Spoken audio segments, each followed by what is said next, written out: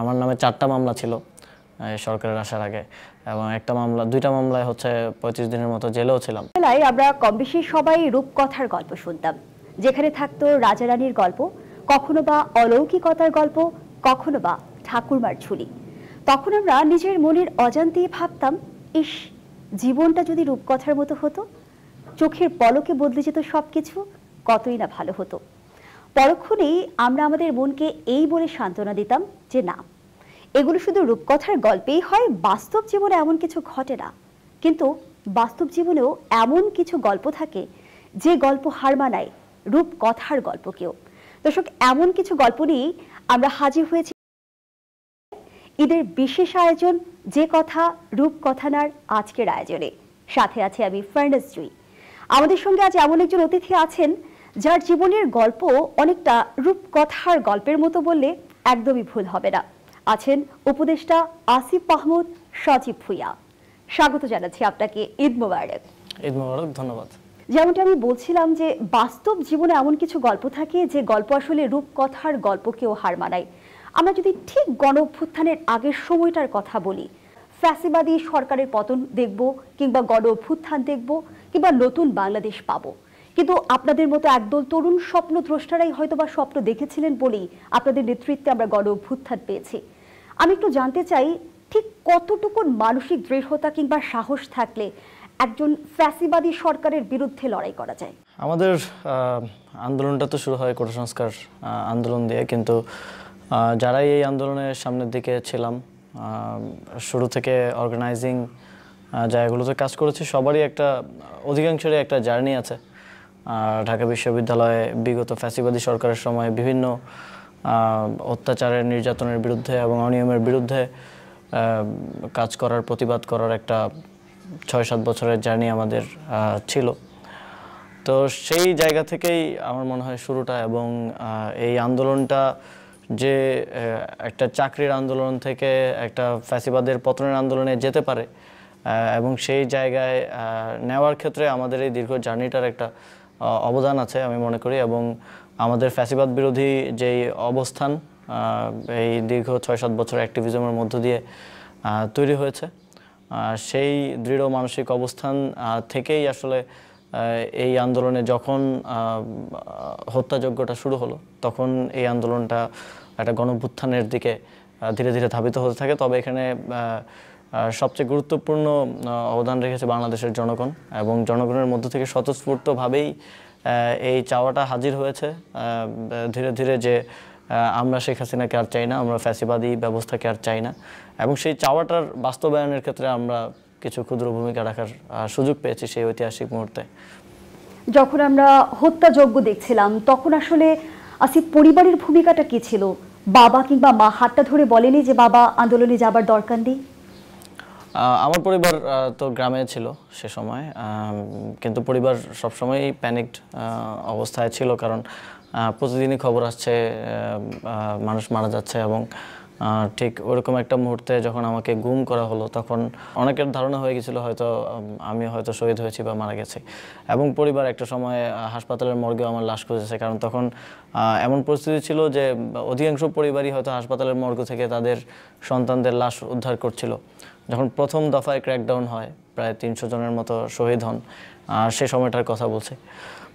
তো পরিবারের জন্য খুব কঠিন সময় ছিল, যেটা শুধু এই সময় না, যেহেতু দীর্ঘ 6-7 বছর আমরা অ্যাক্টিভিজমের সাথে ছিলাম, এবং নানা সময় আওয়ামী লীগের নানা ধরনের ক্র্যাকডাউনের শিকার হয়েছি, একাধিক মামলা ছিল, এবং জেলেও ছিলাম একটা সময়। পুরোটা সময় পরিবারের জন্য কঠিন ছিল, একটা আনসার্টেইন পরিস্থিতি, যে সন্তানের কী হয়ে যায়, কখন কী হয়ে যায়। কিন্তু একদিক থেকে বাধাও যেমন ছিল, অন্যদিক থেকে এক ধরনের সম্মতি এবং সহযোগিতার বিষয়টা ছিল, সাহস যোগানোর বিষয়টাও ছিল। গুম করার কথা বলছিলেন, আপনাদের ডিবি কার্যালয়ে পর্যন্ত নেওয়া হলো, এবং অনেকেই ভেবে নিয়েছিল যে আন্দোলনের পরিসমাপ্তি এখানেই ঘটতে যাচ্ছে। সেখান থেকে আসলে কামব্যাক কিভাবে করেছিলেন? আমি মনে করি যে সম্পূর্ণ ক্রেডিটটা বাংলাদেশের জনগণের কাছে যাবে, কারণ প্রথম দফায় ক্র্যাকডাউনের পরে যখন সবাই আশাহত হয়ে যাচ্ছিল, এবং আমরা দেখছিলাম যে শেখ হাসিনা মায়া কান্না করছেন, এবং তিনি রেলে গিয়ে মেট্রো রেলের ইট পাথর ভাঙা হয়েছে সেজন্য কান্নাকাটি করছেন, অথচ এই 300 মানুষকে মেরে ফেলেছেন, সেটা নিয়ে কোনো ইয়ে ছিল না, এবং জাতীয় আন্তর্জাতিকভাবে এটাকে একটা মব হিসেবে এস্টাবলিশ করার চেষ্টা চলছিল। এবং আমরা যদি মিডিয়ার কথাও বলি, অধিকাংশ মিডিয়াতেও তখন প্রকৃত চিত্রটা ফুটে উঠছিল না। ডিজিএফআইয়ের এক ধরনের চাপের কারণে মিডিয়াগুলো তাদের ন্যারেটিভটাই দিচ্ছিল। তো সেরকম মুহূর্ত থেকে, সেরকম পরিস্থিতি থেকে যখন আমরা প্রথমবার গুম থেকে ফিরে এসে হাসপাতালে চিকিৎসারত অবস্থায় ছিলাম গণস্বাস্থ্যে, আমি, নাহিদ ইসলাম, আবু বকর মজুমদার, ওই মুহূর্তে আমরা আবার রিগ্রুপিং করার চেষ্টা করছিলাম। হসপিটালে থাকা অবস্থায় আমরা একটু কমিউনিকেশন করার চেষ্টা করছিলাম। তখন ব্রডব্যান্ডটা ওপেন হয়েছিল, ইন্টারনেটটা ওপেন হয়নি। অ্যান্ড নতুন নতুন কর্মসূচি দেওয়ার জন্য বাইরে যারা আছে, মাসুদ ছিল, রিফাত ছিল, কাদের, ওদেরকে ইনস্ট্রাকশন দিচ্ছিলাম, ওদের সাথে ডিসকাস করছিলাম যে যারা আহত তাদের চিকিৎসার কর্মসূচি হাতে নেওয়া, কিংবা সারা দেশে শোক মিছিল করা বা দোয়ার আয়োজন করা, এ ধরনের রিগ্রুপিং করার চেষ্টা করার সময় আবার আমাদেরকে ডিবিতে তুলে নিয়ে যাওয়া হয়, যাতে করে আমরা অর্গানাইজ না করতে পারি। 6 জনকে, প্রথমে 3 জনকে আমাদের হসপিটাল থেকে, তারপর আরও 3 জনকে তুলে নিয়ে যাওয়া হয়। এবং ভেতর থেকে ওরা বারবারই অভিযান চালাচ্ছিল যে বাকিদেরকেও ডিবিতে নিয়ে যাওয়ার জন্য। কিন্তু ওই সময়টাতে আসলে আস্তে আস্তে বাংলাদেশের জনগণের মধ্যে ভিডিও চিত্রগুলো আসছিল যে ইন্টারনেট বন্ধ থাকা অবস্থায় কিভাবে স্টুডেন্টদেরকে মারা হয়েছে, গুলি করার ভিডিওগুলো আসতেছিল, মানুষের প্রতিরোধের ভিডিওগুলো আসতেছিল। এগুলো থেকে একটা জনমত তৈরি হয়েছিল সে সময় কোনো নেতৃত্বেরও প্রয়োজন হয়নি। মানুষ ধীরে ধীরে বুঝতে পারতেছিল যে আসলে কি ঘটেছিল। ইন্টারনেট শাটডাউনের সময়টাতে তো আসলে কারোর কাছে কোনো নিউজ ছিল না যে আসলে কি হচ্ছে। তো পরে যখন মানুষের কাছে এগুলো আসতে থাকে এবং মানুষ বুঝতে শুরু করে যে কি পরিমাণ ম্যাসাকার শেখ হাসিনা ঘটিয়েছে, তখন আমার মনে হয় যে মানুষের মধ্যেই একটা স্বতঃস্ফূর্ত জনমত গড়ে উঠেছিল যে এই ফ্যাসিবাদকে উৎখাত করতে হবে। সেই জায়গা থেকে যখন ডিবি থেকে আমাদের এক ধরনের চাপের মুখে একটা ভিডিও বক্তব্য দিতে হলো, সেটাকেও মানুষ প্রত্যাখ্যান করে রাজপথে নেমে আসলো। এবং আমাদের শিক্ষকরা, সংস্কৃতি কর্মীরা আমাদের মুক্তির জন্য আন্দোলন করতে থাকলো। এবং যখন আমাদের মুক্তিটা হলো 1 অগস্ট, তখন আমরা এসে দেখলাম যে মোটামুটি সবার মধ্যে এক ধরনের জনমত তৈরি হয়ে গেছে। এখন শুধু এটাকে সামনের দিকে নিয়ে যাওয়া, এবং মানুষ অপেক্ষা করছে কখন আমরা চূড়ান্ত ডাকটা দেব। আন্দোলনের প্রতিটা দিনের কথাই যদি আমরা বলি, প্রত্যেকটা দিনই আমার মনে হয় যে দুঃসহ সময়ের মধ্য দিয়ে আপনাদের যেতে হয়েছে। রাষ্ট্রযন্ত্রের সঙ্গে এক ধরনের যুদ্ধ করতে হয়েছে। বুলেটের সামনে দাঁড়িয়ে আসলে যুদ্ধ করাটা এত সহজ ব্যাপার না। তারপরে যদি আমি জানতে চাই যে এমন কোনো দুঃসহ স্মৃতি কি মনে পড়ছে এই মুহূর্তে, কিংবা এখনো স্মৃতিতে গেঁথে আছে? অনেকগুলো স্মৃতি কখনোই ভোলার মতো না। তার মধ্যে একটা বিশেষভাবে উল্লেখযোগ্য, যেমন যখন 5 অগস্ট লং মার্চের উদ্দেশ্যে শাহবাগের দিকে যাই, সকাল 10টা নাগাদ, তখন আমি চানখারপুলের এখানে ছিলাম। মানিকনগর থেকে সিএনজি নিয়ে চানখারপুল পর্যন্ত আসি। তো এসে দেখি যে ক্যাম্পাসের 4 দিক থেকে পুলিশ, বিজিবি, আর্মি কর্ডন করে গুলি করছে, কাউকে ঢুকতে দিচ্ছে না। এবং ওই নাজিমুদ্দিন রোড থেকে আমরা চেষ্টা করছিলাম ক্যাম্পাসের দিকে ঢোকার, কিন্তু সেখানে প্রায় 100 জনের উপরে পুলিশ, বিজিবির সদস্যরা ছিল এবং তারা গুলি করছিল সেখান থেকে।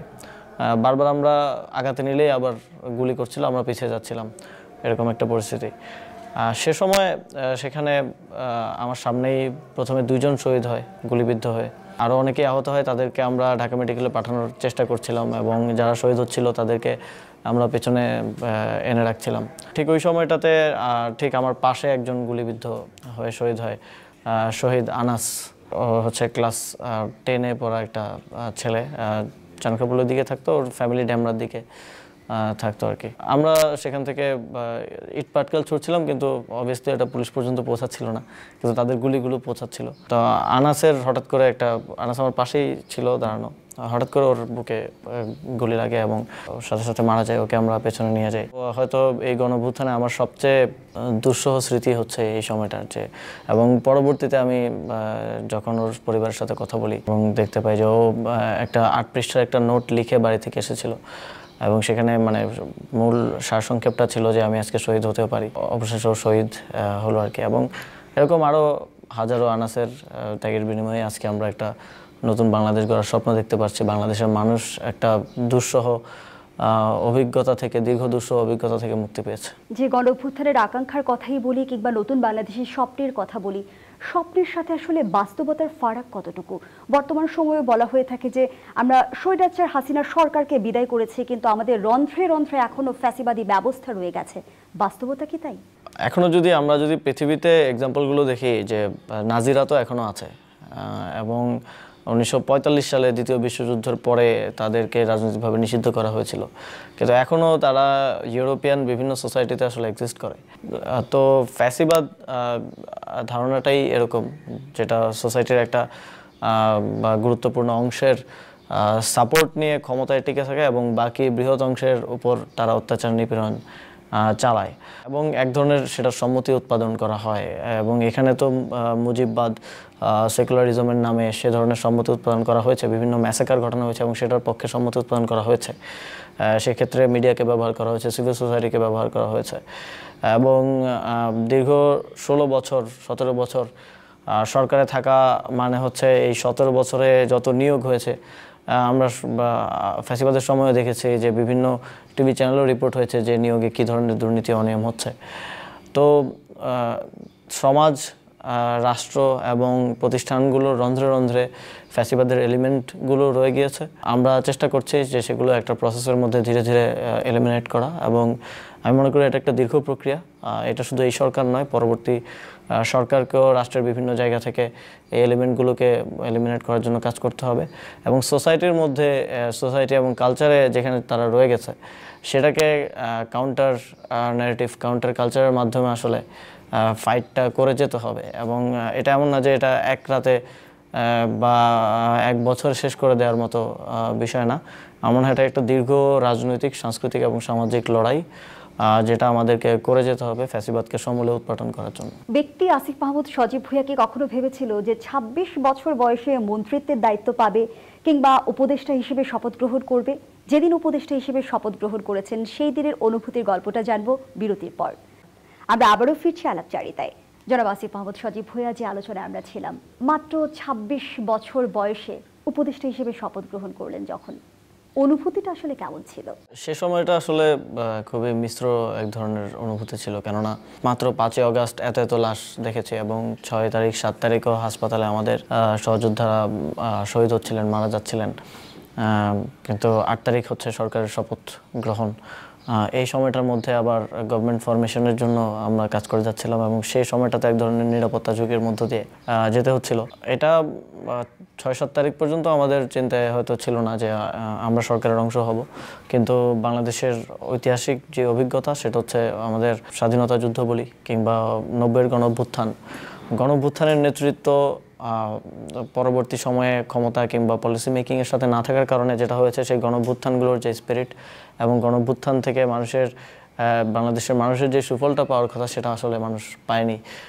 আমরা 90 একটা গণতন্ত্র প্রতিষ্ঠার জন্য গণঅভ্যুত্থান দেখেছি, সেখানেও বাংলাদেশের মানুষকে রক্ত দিতে হয়েছে, কিন্তু সেই অভ্যুত্থানের ঠিক 18 বছর পরেই গণতন্ত্র মুখ থুবড়ে পড়েছে, একটা ফ্যাসিবাদ বাংলাদেশে গড়ে উঠেছে। কেননা সেই গণঅভ্যুত্থানের পরবর্তী সময়ে সেই গণঅভ্যুত্থানের যে ম্যান্ডেটগুলো সেগুলো রাষ্ট্রে স্থাপন করা যায়নি, একটা সুষ্ঠু নির্বাচন ব্যবস্থা নিয়ে আসা যায়নি, গণতন্ত্রকে এখানে লঙ্গার টার্ম এস্টাবলিশ করার জন্য ক্ষমতা হস্তান্তরের একটা সুষ্ঠু ব্যবস্থা করা সম্ভব হয়নি, যে কারণে কিন্তু আবার ফ্যাসিবাদ মাথাচাড়া দিয়ে উঠতে পেরেছে।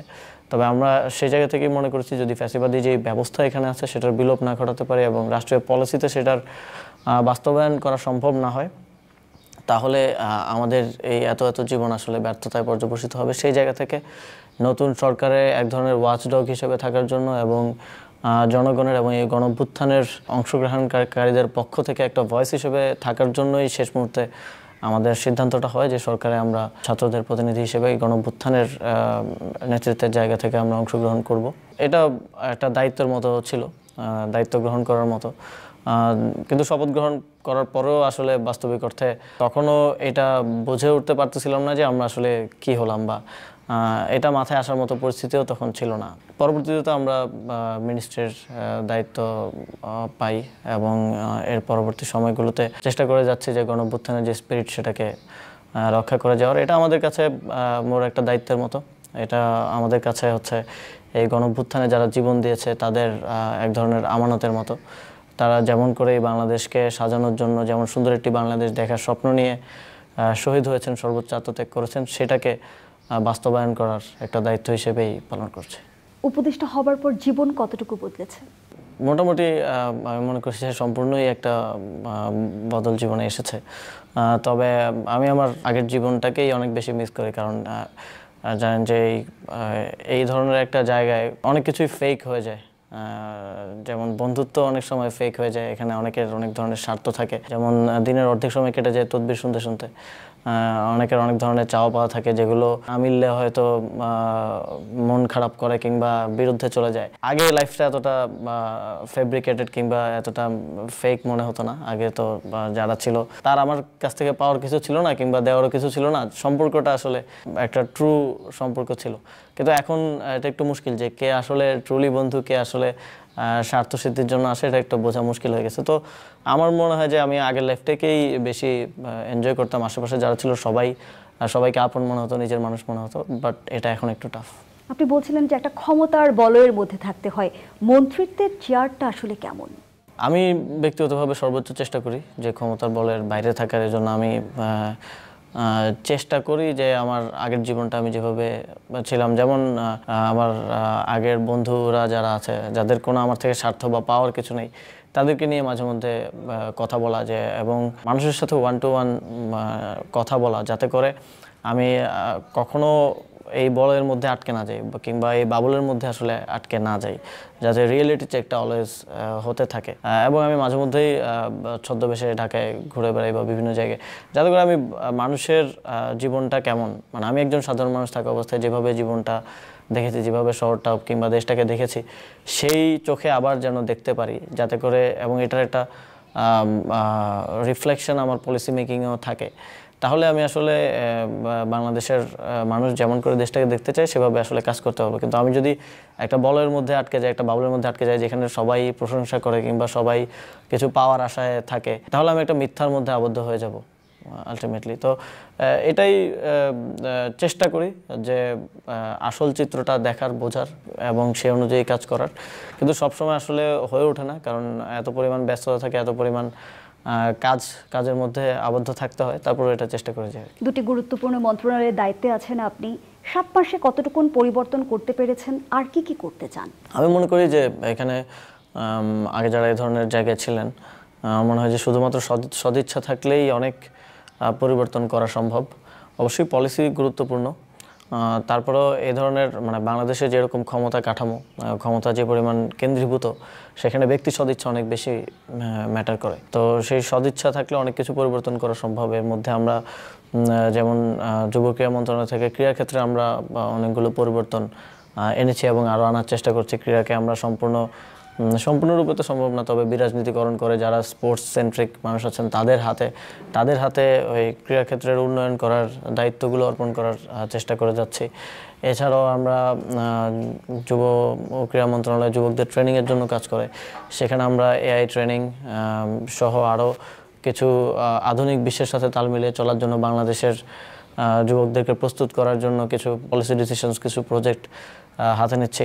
স্থানীয় সরকার পল্লী উন্নয়ন সমবায় মন্ত্রণালয় থেকে আমরা আমাদের স্থানীয় জনগণের এই গণঅভ্যুত্থান পরবর্তী সময়ে যেহেতু জনপ্রতিনিধি নেই বেশিরভাগ জায়গায়, সেই পরিস্থিতিতে স্থানীয় জনগণের যে দৈনন্দিন যে প্রাত্যহিক সেবা সরকার থেকে তারা পেয়ে থাকে, সেগুলো যাতে বিঘ্নিত না হয়, সেজন্য কাজ করে যাওয়ার চেষ্টা করছি। অনেকগুলো চ্যালেঞ্জ আছে, কিন্তু আমরা চেষ্টা করছি প্রপার স্টেক হোল্ডার কনসালটেশনের মাধ্যমে সেগুলো উতরে যাওয়ার। এবং এই সরকারের সংস্কারের যেই এজেন্ডা আছে, সেই সংস্কার এজেন্ডা বাস্তবায়নে আমরা কমিশনের সাথে কাজ করছি। স্থানীয় সরকার সংস্কার কমিশন অলরেডি কিছু রিপোর্ট আমাদেরকে দিয়েছে, সেই অনুযায়ী সেগুলো বাস্তবায়ন করার জন্য আমরা ইতিমধ্যে উদ্যোগ গ্রহণ করছি। এবং একই সাথে এই সরকারের এই গণঅভ্যুত্থানের যারা হত্যাকারী ছিলেন তাদের বিচারের বিষয়ে আইন মন্ত্রণালয় কাজ করে যাচ্ছে, আমরা সেগুলো নজরে রাখছি।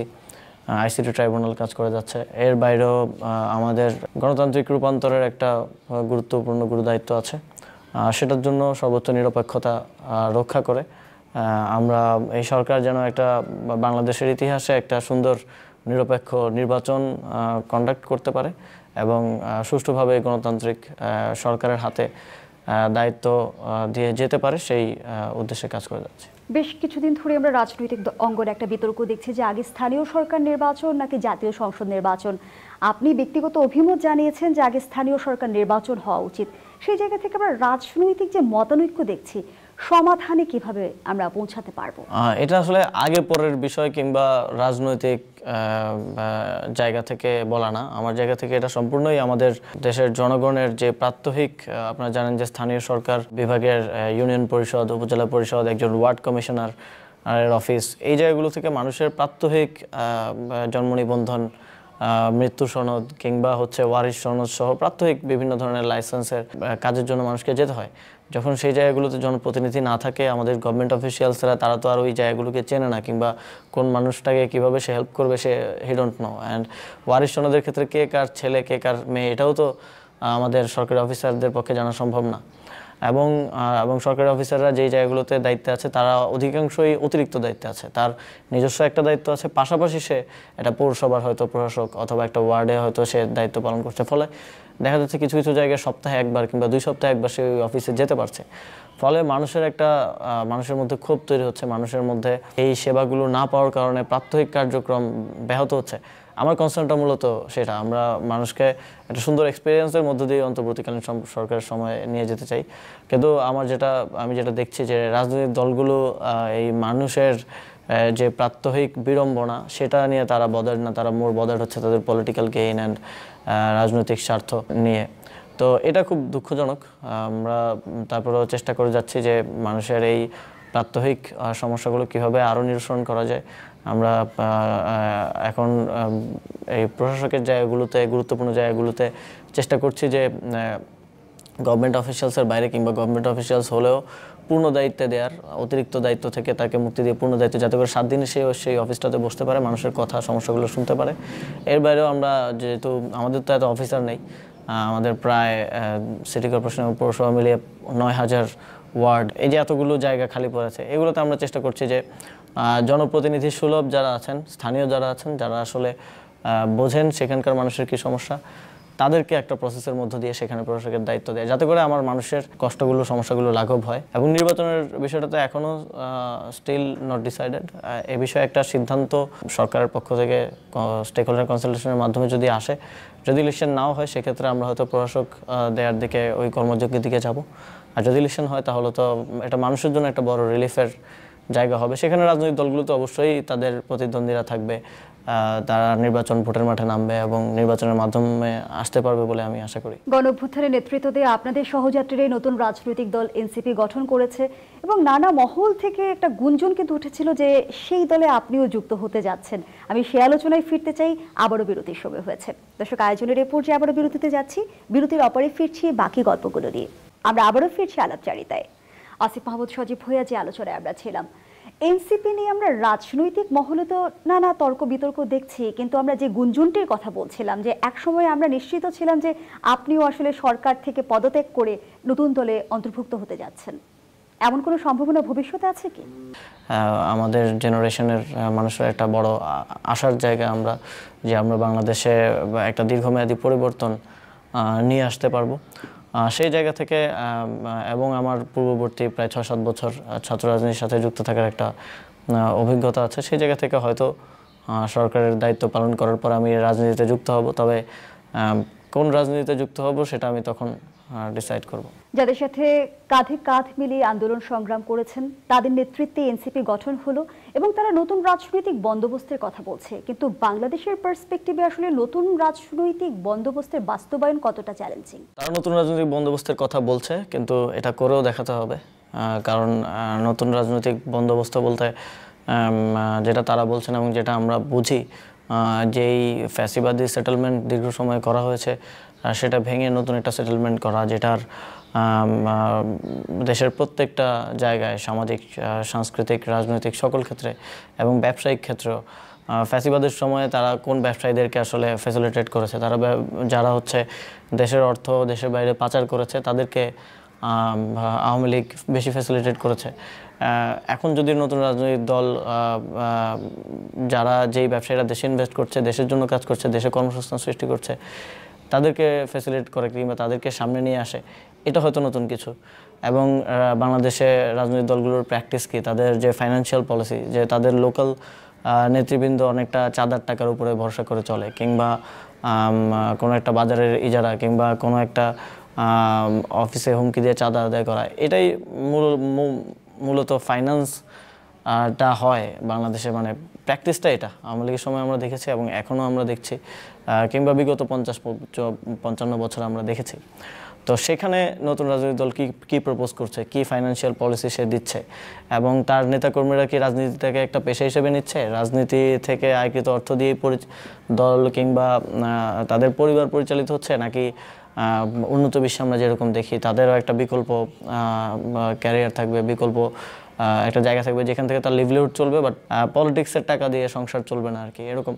তো এখানে ফাইন্যান্সিয়াল পলিসি তারা কি প্রপোজ করছে, কি দেশকে দিচ্ছে, সেখানে আসলে নতুন রাজনৈতিক বন্দোবস্তটা নিহিত আছে। সুতরাং এটা শুধু কথাই বললে হবে না, এটা কাজ করেও দেখাতে হবে। আমি সরকারের অংশ হিসেবেও না, শুধু বাংলাদেশ একজন নাগরিক হিসেবেও এটা দেখতে চাই। এবং এটা শুধু নতুন রাজনৈতিক দল থেকেও না, আমরা এই অভ্যুত্থান পরবর্তী সময়ে প্রত্যেকটা রাজনৈতিক দল থেকে দেখতে চাই যে আগের যেই রাজনীতির ইভিল প্র্যাকটিসগুলো ছিল সেগুলো থেকে তারা বের হয়ে এসে নতুন পলিসি দিক, নতুনভাবে শুরু করুক, এবং তারা তাদের দলকে জনবান্ধব এবং জনকল্যাণে কাজ করার দিকে এগিয়ে নিয়ে যাক, এটাই প্রত্যাশা থাকবে।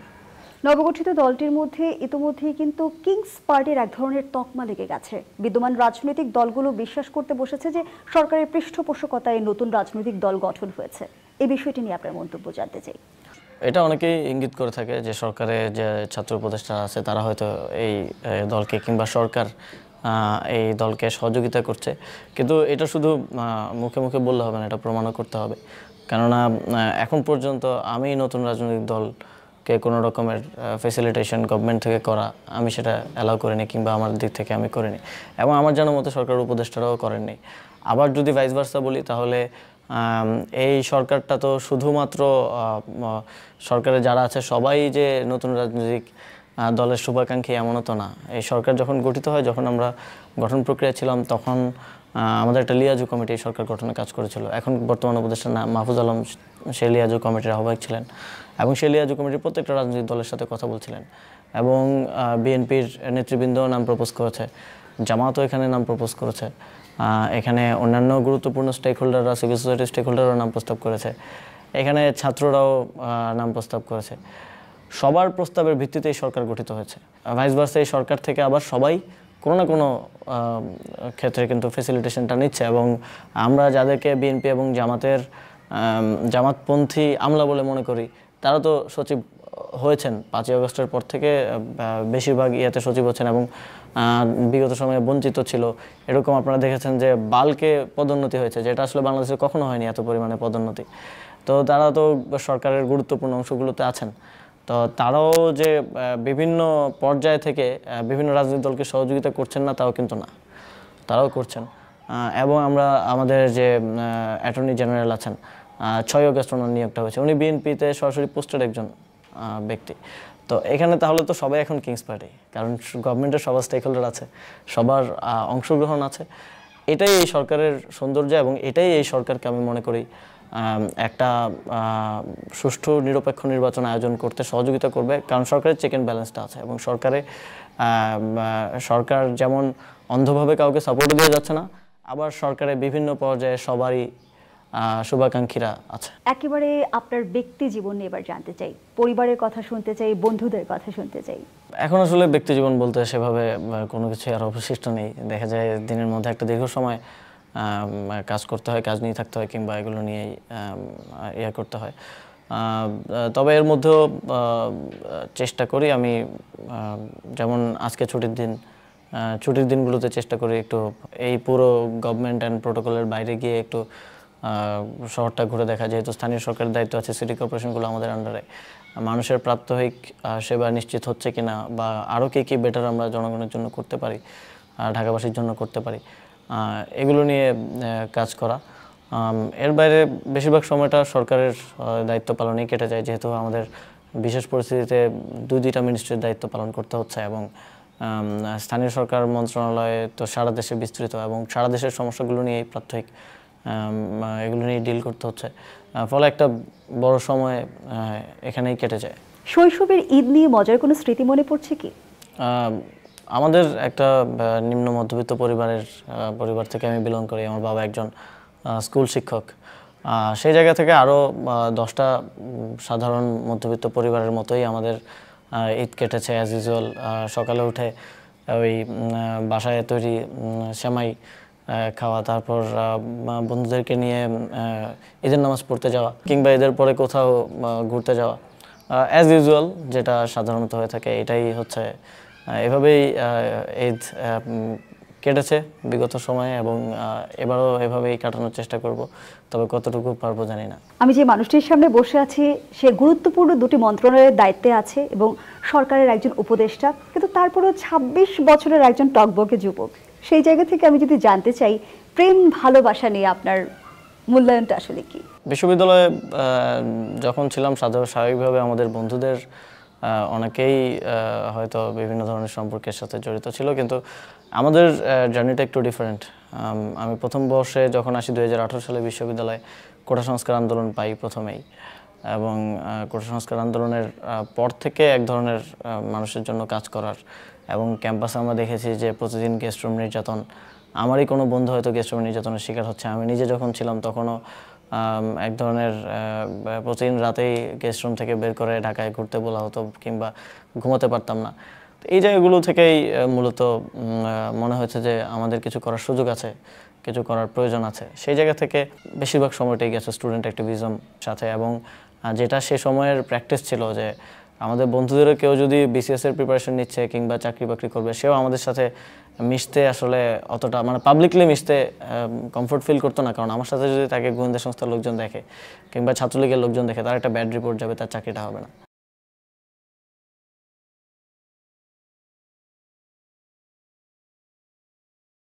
তো ক্যাম্পাসে সাধারণত এ ধরনের আমরা যে 20-25 জন মানুষ ছিলাম, তাদেরকে একটু অ্যাভয়েড করে চলার একটা প্রবণতা সবসময় ছিল, বন্ধুদের মধ্যেও ছিল, সকলের মধ্যেও ছিল।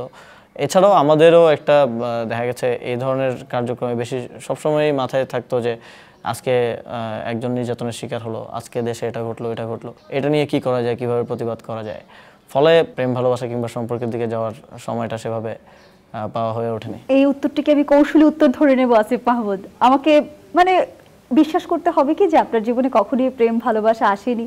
অনেক সময় সুযোগ সৃষ্টি হয়েছে, কিন্তু আলটিমেটলি হয়ে ওঠেনি, কিংবা হতে হয়নি হয়তো, এরকম। দর্শকদের জন্য কি বলতে চান?